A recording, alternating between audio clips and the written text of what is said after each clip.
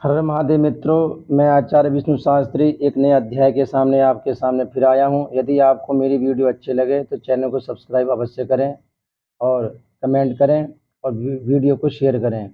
कुछ जीवन के अनुभव और कुछ रहस्यमय बातें, कुछ शोध को रिसर्च जो जीवन में मुझे मिली, मैं आपके साथ में बांटना चाहता हूं। ताकि ऐसी बात नहीं है, देखो समाज में तो ऐसे लोग नहीं मिल पाते हैं जो हर व्यक्ति को समझ सके। लेकिन मैंने ये देखा कि सोशल मीडिया पे एक से एक सिद्ध आदमी बैठा हुआ है, एक से एक विद्वान बैठा हुआ है, एक से एक अखंड विद्वान, एक से एक महामंडलेश्वर, एक से एक भागवत आचार्य। सोशल मीडिया एक ऐसा प्लेटफॉर्म तैयार हो चुका है जिस पे पूरा संसार वहीं आ चुका है। तो सोशल मीडिया इन सबसे दूर है, उसे लोग समझते हैं कि लोग मुर्दे हो चुके हैं। और मुर्दे हैं ही, कुछ किसी को समझने को तैयार नहीं है, ना ही किसी को कोई मतलब इस चीज से। और किसी को समझाओ, दूसरा वो उल्टा आपको समझा के चले जाता है। लेकिन कुछ ऐसी बात नहीं है, सोशल मीडिया पे ऐसे लोग मिल जाते हैं जो इन चीज़ों से खुश होते हैं कि हमें चलो नया ज्ञान प्राप्त हो रहा है।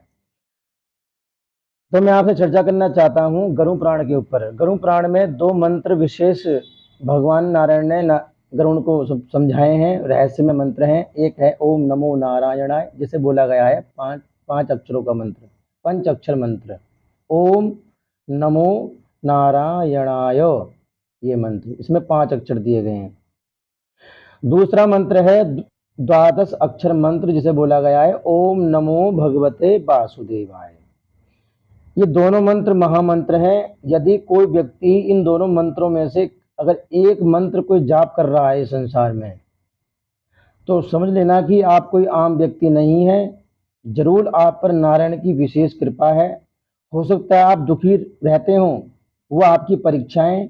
नारायण भगवान की भक्ति आसानी होती है, उसमें परेशानी आती हैं और परीक्षाएं बार बार आती हैं, भक्ति डगमगाती है। ऐसा जी करता है कि हम इस भगवान को छोड़कर दूसरे भगवान को पकड़ लें, विश्वास टूटने को तैयार हो जाता है। ऐसी धारणा मन में ना लेके आए। यदि आप इस मंत्र का जाप कर रहे हैं ओम नमो नारायणाय, यदि आप इस मंत्र का जाप कर रहे हैं ओम नमो भगवते वासुदेवाय, तो आप एक महान व्यक्ति हैं। और भगवान नारायण का भजन करते रहें, आपको मार्ग मिल चुका है। आपको किसी भी मार्ग की आवश्यकता नहीं है। इसी मंत्र को जाप करते करते ऑटोमेटिक आपका जो ये चक्र है, इसे बोला गया है सहस्त्रार चक्र, जो मरने के बाद फोड़ा जाता है, इस मंत्र के जाप करते करते वो जीते जी फुट जाता है। और जिसने इसका भेदन जीते जी कर लिया, तो समझ लो कि उस व्यक्ति ने मोक्ष को प्राप्त कर लिया है। मोक्ष कभी मरने के बाद प्राप्त नहीं होता है। इस बात को इस माइंड से, इस खोपड़ी से बाहर निकाल के फेंक दीजिए आप। यदि कोई कह रहा है कि मरने के बाद प्राप्त हो सकता है, तो बताओ कैसे प्राप्त होगा? मरने के बाद प्राप्त नहीं हो सकता है। हाँ, एक रास्ता दिया गया है, लेकिन करने को कौन तैयार है? पुत्र की इच्छा पिता क्यों करता है? एक ही चीज के लिए, बस कि मेरे मर जाने के बाद मेरा बेटा, जो हमारे रीति रिवाज हैं, जो हमारे पुराण कह रहे हैं, उसके अनुसार जो है मेरी अंत्येष्टि क्रिया, जो अंतिम संस्कार को करेगा, उसे निर्वाह करेगा उसका। और वो बेटा जब शमशान जाता है तो उसे वहां से इतनी जल्दी भगने की मस्ती है। और वहां पे जैसे ही वो वहां पे चांडाल जो रहते हैं, खोपड़ी का भेदन करवाते हैं बांस से, तुरंत ही वो चांडाल कहते हैं कि इधर आ जाओ। यहाँ पे सभी बोलेंगे जय श्री राम। इस तरीके से होता है। फूल के बारे में बताते हैं कि 3 दिन बाद फूल चुगने आ जाना, और ये करना और वो करना। लेकिन क्या आपको आभास है आप सी कर रहे हैं? ये शास्त्र क्या कहता है? जब तक चिता पूरी ना जल जाए, जब तक आपको ये विश्वास ना हो जाए कि शरीर का एक अंग भी नहीं रहा, पक्का हो जाए कि शरीर जल चुका है। क्यों? गरुड़ पुराण आप पढ़ेंगे, उसमें लिखा हुआ है जिस समय वो शरीर जल रहा होता है, तो सबसे ज्यादा दुख किसे होता है? उस आत्मा को। उसका शरीर जल रहा होता है सामने।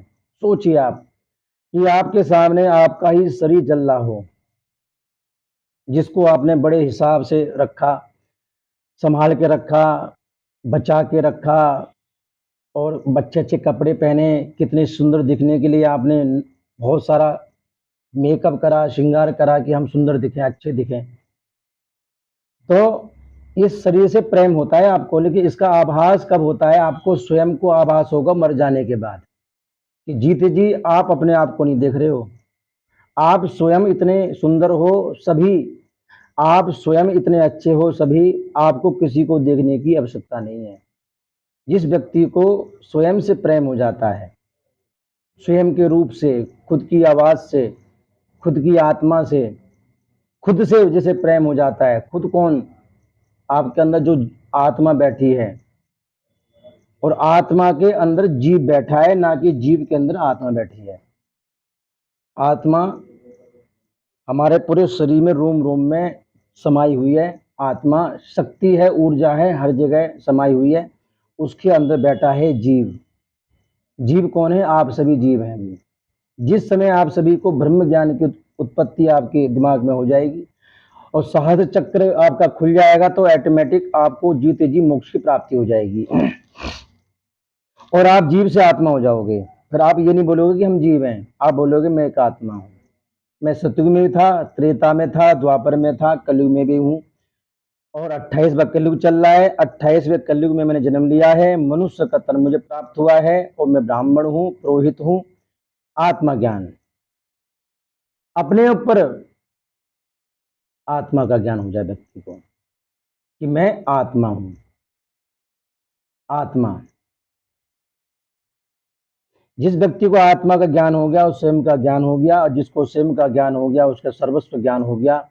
एक पुत्र होता है जो मर जाने के बाद है रास्ता मोक्ष प्राप्त कराने का, ऐसी बात नहीं। मर जाने के बाद भी आप किसी को भी मोक्ष प्राप्त करा सकते हैं, लेकिन आप नहीं कराएंगे। आप स्वार्थी हैं सारे के सारे। कुछ है, ऐसी बात नहीं है, एक से एक आदमी बैठा हुआ है लेकिन संख्या कम है। बिना पिंडदान के व्यक्ति कोई मरता है तो जब तक पिंडदान संस्कार जिसके नहीं होते हैं, उसका प्रेतपन खत्म नहीं होता है। वो इसी मृत्यु लोक में प्रेत बन के भटकता रहता है, भूखा प्यासा और नंगा, तड़पता हुआ, एक प्रेत आत्मा के रूप में, जिस व्यक्ति के पिंडदान संस्कार नहीं हुए। पिंड कितने? 48, 48, 16 पिंड होते हैं मलिन, जैसे बोला गया मलिन षोडशी। 16 पिंड गंदे पिंड होते हैं। सबसे पहले 6 पिंड घर में, एक पिंड घर में दिया गया जहां मूर्ति हुई, दरवाजे पे दिया गया। 2, तीसरा विश्राम पिंड आस्थे में दिया गया। 3, चौथा शमशान में दिया गया जहाँ प्रेत भटक रहे हैं उनको खिलाने के लिए। 4, एक जो है मुर्दे को दिया गया। 5, छठवा उस आत्मा को दिया गया। 6 पिंड इस प्रकार के ये हो गए मलिन, गंदे, सो गंदे। प्रेत बन गया ना, गंदा हो गया, इसलिए वो इसे प्रेत बोला जाता है मर जाने के बाद। और 10 पिंड, 6 पिंड ये हो गए। समझ में बात आ गई आप सभी के? कोई शंका हो बताइए, आप प्रश्न कर सकते हैं मेरे साथ में। आओ मेरे पास आइए, आप, आपको प्रूफ दिखाता हूं मैं, बिल्कुल प्रैक्टिकल करा कर दिखाऊंगा इस बात को। आप आइए तो एक बार। 6 पिंड हो गए, घर से लेके मुर्दे तक, आत्मा तक दे दिया आपने। 6 पिंड। 10 पिंड कौन से वाले? 10 ग्रास पिंड, 10 ग्रास मतलब 10 दिन का ग्रास। 10 पिंड वो हो गए जिससे हमारा पूरा शरीर बनता है। ये कौन सा शरीर? जो आगे की यातना भोगेगा। पहले दिन पिंड दान होता है, उससे पैर बनेंगे, फिर जांघें बनेंगी, उस जीव की घुटने बनते हैं। करते करते 10 दिन में जाके उस शरीर में जो है सारे अंग आ जाते हैं, आंखें, आंख, नाक, सब चीज, शरीर पूरा बन जाता है। 11वां दिन होता है। 12वें दिन के बाद उसे भूख, 10वें दिन के बाद उसे जब शरीर बन जाता है तो उसे भूख लगनी शुरू हो जाती है 10 दिन के बाद। तो 11वें दिन और 12वें दिन पिंडदान होता है। जब आता है अंतिम दिन, जो है अंतिम दिन जब आता है, तो उस समय उस जीव को क्या दिखाई देता है? अंतिम दिन। उससे पहले तो सबको देखता है, जब शरीर बन जाता है उसका सबको देखता है कि मेरे, अब मैं बन चुका हूँ। बड़ी खुशी होती है कि मैं तो जिंदा हो गया, जिंदा हो गया। दिखता है कि मेरे बच्चे रो रहे हैं, मैं तो जिंदा हो गया। उसे घबराहट नहीं होती इतनी कि जैसे 13वां दिन आता है तो उसे दिखता है, जीव को संसार में बिल्कुल अंधेरा हो जाता है, फिर दिखने एकदम से बंद हो जाते हैं और जो है अंधेरा अंधेरा छा जाता है। उसे केवल एक रास्ता नजर आ रहा है, जो कि दक्षिण और पश्चिम के बीच में रास्ता जा रहा है। ये रास्ता सीधे गया नरक लोक के लिए, जो कि धरती के नीचे है, ऊपर नहीं है। हमारे नाभि के नीचे क्या है? नरक सारा जो है। उसी प्रकार धरती के नीचे नरक है। और जिस व्यक्ति की मृत्यु के बाद मृत्यु हो जाए, उसकी जो है मृत्यु के बाद उसका मल मूत्र निकल जाए नीचे से, तो समझ लेना कि इस व्यक्ति की मृत्यु बड़ी मुश्किल से हुई है और ये व्यक्ति नरक में गया है। ऐसे व्यक्ति के तो विशेष मुक्ति के लिए कराने चाहिए संस्कार सारे जो हैं। और बताया गया है सबके लिए, बताया मैंने आपकी ये हो गए 16 पिंड, तो ये हो गए 16 पिंड होते हैं फिर बीच के, जिसे बोला गया मध्यम षोडशी, 16 पिंड मध्यम। अब मध्यम क्या है कि जब वो जीव वहां से चलेगा घर से यात्रा पे, तो 16 नगर पड़ेंगे बीच में। सब लोग वो रास्ता ऐसा है कि सब लोग पिटते जा रहा है, कुछ चिल्लाते जा रहा है, वो नरक का रास्ता भयानक है, तो आप ही खूब जाते हैं वहां पे। तो सबको वहां पे अपने अपने जो है पाप नजर आते हैं, हाय मेरे पापा, हाय मेरी मम्मी, हाय मेरे भैया, ये ऐसे चिल्लाते हैं, मेरी मुक्ति कराओ, मेरी मोक्ष कराओ, मैं तड़प रहा हूं, ऐसे ऐसे फिर मारते ये दूत की। अब तुम की याद करते हो उन्हें, वो तो उन्हें मतलब नहीं चीज से, वो मस्त हैं, उन्हें तुमसे कोई मतलब नहीं है, तुमने बुरे कर्म करे, अब तुम भोगो। तो 16 नगर पड़ते हैं, उन्हें बोला गया है मध्यम षोडशी। हर नगर पे वो जीव रुकता है, और जब जीव वहां रुकता है तो हर नगर पे एक एक पिंड उसे दिया जाता है, तो ये होगी मध्यम षोडशी, 16 पिंड ये हो गए। 16 पिंड खाने के बाद वो पहुंच जाता है यमराज के द्वार पर, अर्थात यमराज के गेट पे। तो यमदूत कहते हैं ये हम नया पापी लेके आए, इसे अंदर ले जाओ।